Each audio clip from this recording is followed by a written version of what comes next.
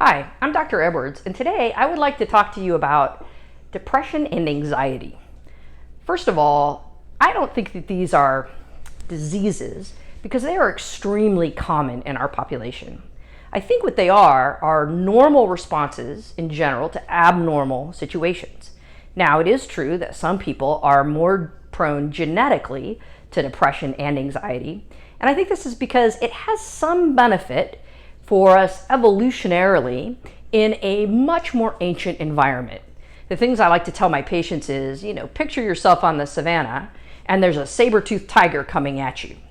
You need to decide either to fight the saber-toothed tiger or to run away. That's why that's called the fight or flight mechanism. That's really the origin of anxiety and panic attacks. So people at that time who were, say, anxious might be always worrying about, is there enough food? Do we have shelter? Do we have clothing? Will we have animals that we need to survive through the winter? That's a very beneficial trait to have when you're worried about those things all the time. However, in our modern era, we generally don't have to worry about where we're going to get our food from, or whether we're going to have enough clothing, or whether we're going to get attacked by a saber-toothed tiger. That's not to say there aren't people who do worry about those things in our society, because there certainly are, but they're also dealing with high levels of anxiety because those are basic needs.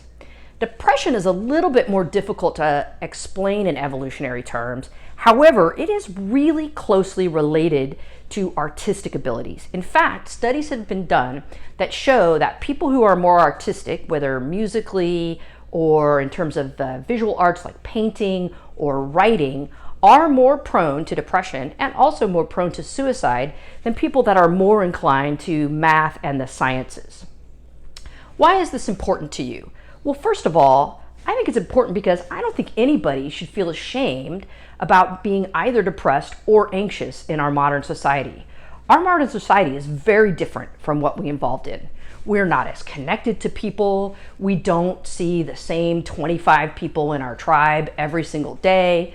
We don't necessarily know what our role is in society. We don't have an affirmed place and people telling us constantly how it is that we fit in by word and deed. So many of us find ourselves frequently confused about where we are or whether we really are doing any good. The second thing is a lot of people are watching the news and see a lot of things happening that are really bad. Many of these things are 3,000 or 10,000 miles away. The way that our brains evolved, those distances are unimaginable. We're hearing about things that happen to people who are 300 million people away from us. That is inconceivable to our brains. And so we're feeling distress for them even though we don't know them. One of the things I recommend for people who are very anxious or very depressed is that they actually stop watching the news at all. And ideally, if they have to watch the news, get it from a relatively unbiased source like AP or Reuters.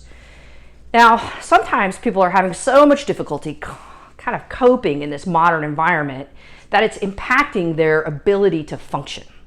When that happens, if we can't improve that with diet, exercise, meditation, and with changing our habits in terms of viewing, then I will recommend medications to people. And I don't believe that people should feel in any way ashamed about taking medications. I think it's what people have to do to make it possible to cope in this environment. And medications actually do make a difference. They lower the suicide rate, they help people to be more functional, they help people to feel less stressed. So if you're coping right now, particularly right now with COVID-19 and our sense of isolation, with anxiety or depression or both, I really want you to give me a call. I can help you with this. I've helped many of my patients with this, and there are lots of ways to approach this problem. So please give me a call, email me. We can talk about how you're feeling, and we can make it better.